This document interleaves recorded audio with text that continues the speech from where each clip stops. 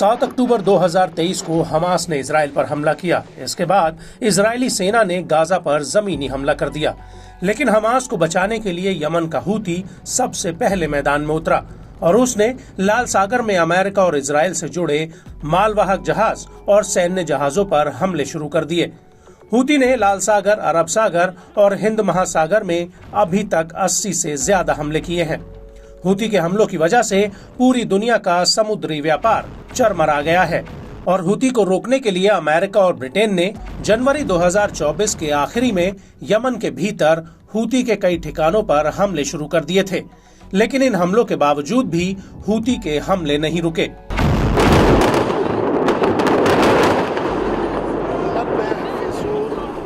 Houthi ने middle east में America के कई मालवाहक जहाजों और युद्धपोतों को निशाना बनाया और अब तो नौबत ये आ गई है कि अमेरिका के सब्र का बांध टूट चुका है और यही वजह है कि हूती को रोकने के लिए अमेरिका ने अपनी तरकश से हूती के खिलाफ सबसे ताकतवर हथियार को निकाला है।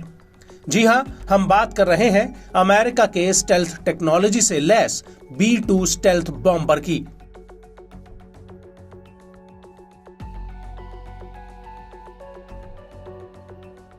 अब अमेरिका ने इसी बॉम्बर से यमन के भीतर हूती के कई ठिकानों पर कई सिलसिलेवार हमले किए हैं।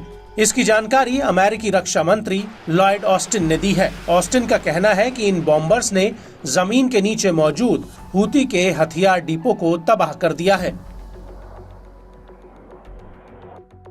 लॉयड ऑस्टिन ने कहा कि अमेरिका की टारगेट्स को लक्षित करने की ताकत का एक अनूठा प्रदर्शन था, जिसे हमारे विरोधी पहुंच से बाहर रखने की कोशिश करते हैं, चाहे वो जमीन के कितने भी नीचे हो। अमेरिकी एयरफोर्स ने B-2 स्टेल्थ बॉम्बर से अमेरिका की वैश्विक हमले की क्षमताओं का प्रदर्शन किया है। वहीं अमेरिकी न्यूज चैनल CNN का कहना है कि अमेरिकी सेना ने यमन के भीतर हूती के 5 अंडरग्राउंड हथियार डिपो को B-2 स्टेल्थ बॉम्बर से उड़ा दिया। अमेरिकी रक्षा मंत्री लॉयड ऑस्टिन ने कहा कि हूती पर हमले का आदेश राष्ट्रपति जो बाइडेन की तरफ से दिया गया था ताकि उसकी ताकत को कम किया जा सके। अमेरिका का कहना है कि हूती के इन हथियार डिपो में कई तरह के उपकरण थे, जिनका इस्तेमाल लाल सागर में हमले में हुआ था।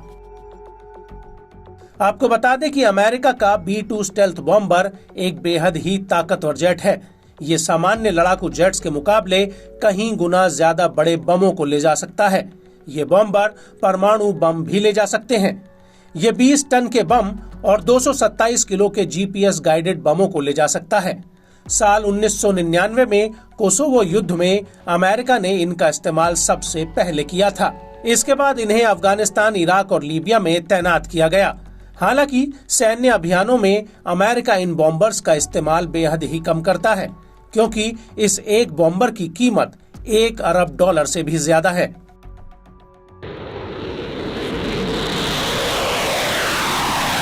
वहीं इस हमले को लेकर लेबनान की न्यूज एजेंसी अल मयादीन का कहना है कि ब्रिटेन और अमेरिका ने मिलकर यमन के सादा प्रांत पर कई हवाई हमले किए और इन हमलों को लेकर हूती के एक प्रवक्ता ने कहा कि यमन पर इस हमले की कीमत अमेरिका को चुकानी पड़ेगी और यह हमला यमन को गाजा और लेबनान का समर्थन करने से नहीं रोक पाएगा। इस सब के बीच आपको ये भी बता दें कि बीते दिनों में हूती ने अमेरिका को कई तगड़ी चोट दी है। हूती ने अभी तक अमेरिका के कुल 11 MQ-9 रीपर ड्रोन्स को मार गिराया है और 27 सितंबर 2024 को हूती ने लाल सागर में अमेरिका के 3 डिस्ट्रॉयर्स पर हमला किया था। ये तीनों ही कब्जे वाले फिलिस्तीन की तरफ जा रहे थे। हूती का ये भी कहना है कि उसने अमेरिकी नौसेना पर करीब 23 बैलिस्टिक क्रूज मिसाइलें और एक तरफा ड्रोन्स फायर किए थे और यही वजह है कि हूती के हमलों की वजह से मिडिल ईस्ट में अमेरिका और ब्रिटेन के जेट्स के लिए बड़ा खतरा पैदा हो गया है।